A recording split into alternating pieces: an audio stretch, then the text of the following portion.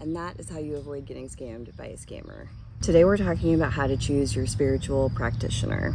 Code of ethics, first and foremost, is extremely important. You want to make sure that they're not telling you what you want to hear, but what you need to hear, as well as someone that is able to filter through information as it comes in and that will be pertinent to your reading topic. Don't listen to anybody that tells you that you're cursed and that you will need to pay them in order to remove the curse. That is a common tactic used by many scammers, is to say that they see a curse and it's gonna affect future generations unless you pay them $300 to stop it today, but only they can fix it.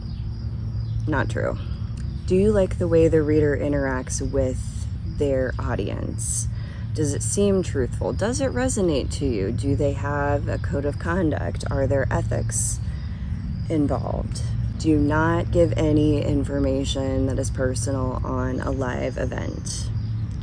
So you see this very commonly. You're scrolling through, somebody's doing a live reading, and you'll see all the comment section is, I want to connect with my mother. I want to connect with my boyfriend. I want to connect with my pet that I lost. And then they go on to provide specific details of how long they've been gone, what type of situation took them from this earthly plane, etc.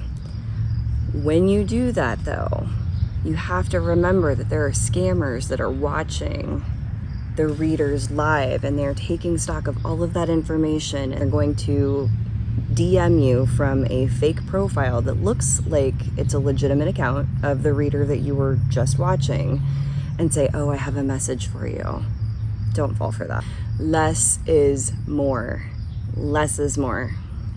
The less information you give any reader, the better.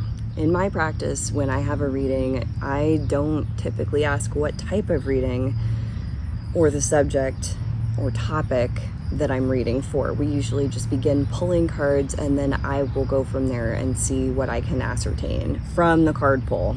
It is up to the querent if they would like to provide further information once I've drawn cards, and if they don't, that's fine too, but that way my bias isn't showing as I'm reading cards. If I know that you're heartbroken and you want to know what the chances are of getting back together, I now, if I'm unethical, can say, oh yeah, they look like they miss you so much, they've been waiting for you to call, they just, it's easy to manipulate the situation once you know more. So the less any reader knows, the better, in my opinion. Some readers do not operate that way, so they will ask you for a little bit of information, and I think that's fine. You can always give a topic, but I would shy away from giving really too many details at all.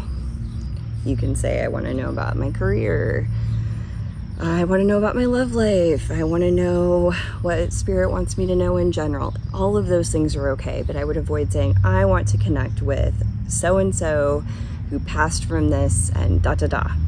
Don't do any of that. Make sure and ask the questions you truthfully want an answer to. If you don't really want to know, I would suggest maybe not asking. Because again, sometimes it's easy to hear what you want to hear. It's not as easy to hear what you don't want to hear.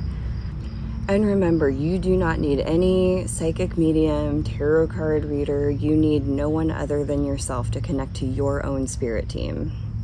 Don't fall for these packages and mentorship and coaching programs that are being sold for thousands of dollars that are going to claim to get you closer to your spirit team than you can on your own. That's all nonsense. And you might say, well, I don't know how to talk to them. Just talk. And it doesn't need to be out loud. You can say it in your mind to them. Just open the conversation, open the dialogue. Your spirit team is always listening, and if you ask for signs, they will show you. Sometimes you are going to need somebody that's going to help you interpret the messages or connect with someone specifically, but again, make sure this is someone that is vetted, that you can trust. You've watched their lives, they have a good moral, ethical compass, and are going to treat you fairly and equitably. You have to remember that it's extremely easy for any spiritual practitioner to tell you who you were in a past life or some other kind of information that you cannot validate. Be very wary of that. Take those readings with a grain of salt and make it more about the entertainment aspect of that reading than it is a factual thing, because most of the time you will not be able to validate who you were in a past life. Be very wary of anyone that talks about twin flames and soulmates, because oftentimes that's predatory. I mean, that's predatory language for so many reasons. When your heart is broken, you're susceptible to manipulation, and they'll tell you whatever you want to hear, or help sell you a program, or help you to ascend so you can meet your soulmate. Like, it's all BS. Don't listen to it. It's all nonsense. It's all nonsense. I don't do twin flame readings or soulmates. I think they are difficult topics at best, and typically not what people think they are. They don't mean what most people think they mean. Soulmates can be platonic, and twin flames are typically not actually your love interest. So be careful. Entertainment only. For entertainment purposes only. Just because somebody has a large following online also doesn't mean that they know what they're talking about. What are their credentials? Have they been doing this a long time, or is this just something they took a weekend to kind of learn some definitions and now all of a sudden they're the master of everything? And if it sounds too good to be true, it probably is. Okay? You just need to buy their course, and then you can be connected to your spirit guides and meet the love of your life. It's all nonsense. They're just trying to upsell you. Don't buy it. And we see this everywhere, from astrology to tarot to psychic mediums. If anybody says they are the end-all be-all profession, run. Thank you so much for watching. If you found this helpful, I would certainly love to have you, so like and subscribe. And we'll see you next time.